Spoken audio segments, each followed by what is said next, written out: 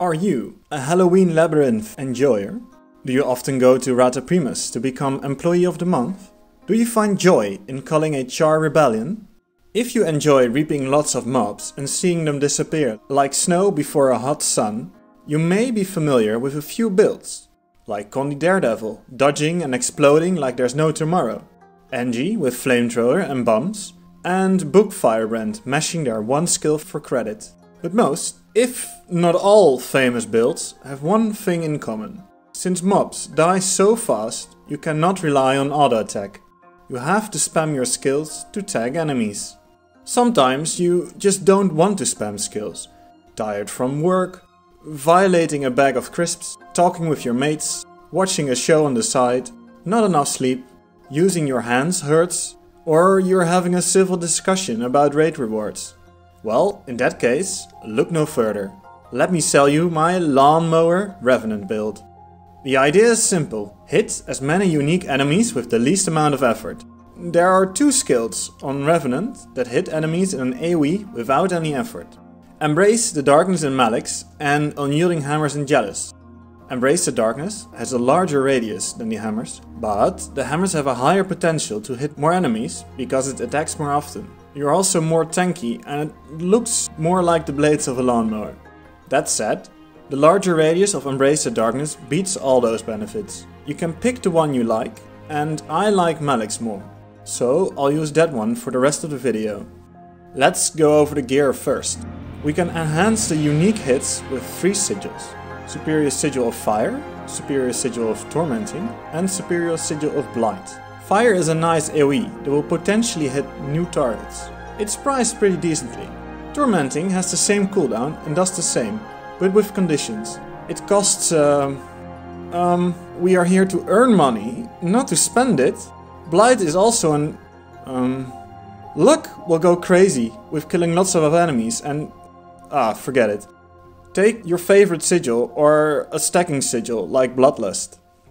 For runes, there are a few that have an AoE, but since it's centered around you, you most likely won't hit anything new. My recommendations are Rune of the Privateer. This gives random might to other players.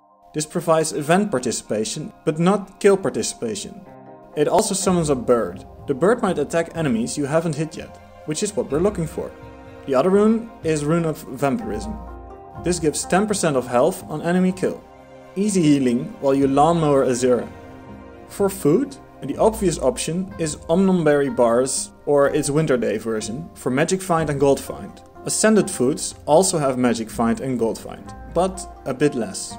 They provide a bigger stat bonus, so it's not inferior to the Omnumberry snacks. You could also go for the cheaper Lunar New Year foods, like steamed red dumplings, golden spring rolls, or fried golden dumplings. They are dirt cheap and all enhance the build. For traits, we go for Corruption, as it has the trait Replenishing Despair.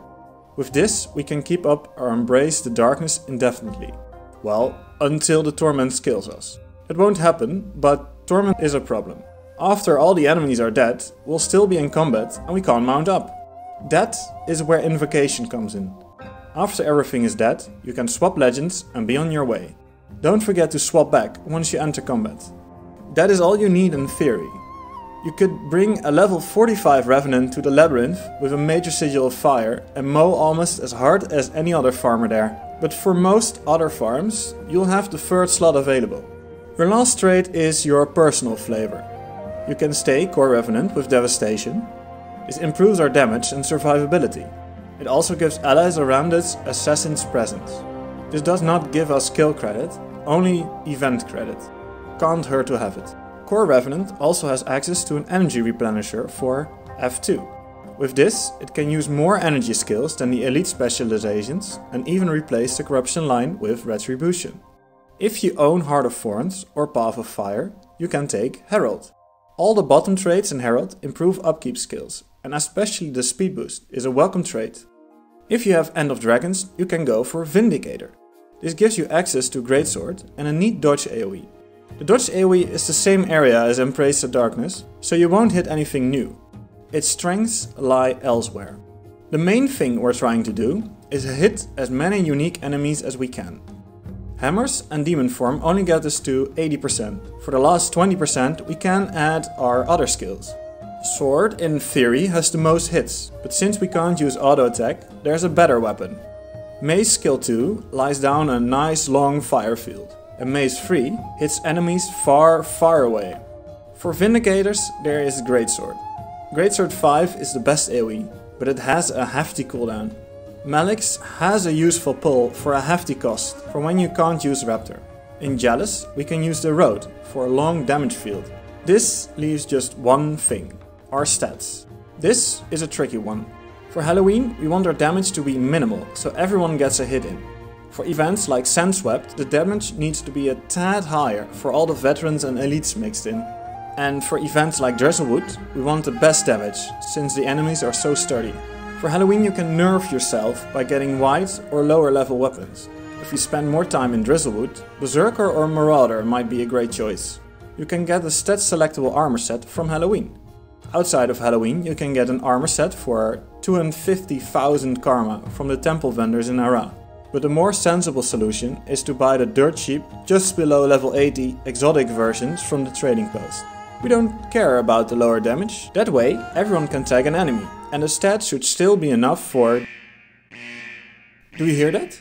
Champion alert! Champion alert!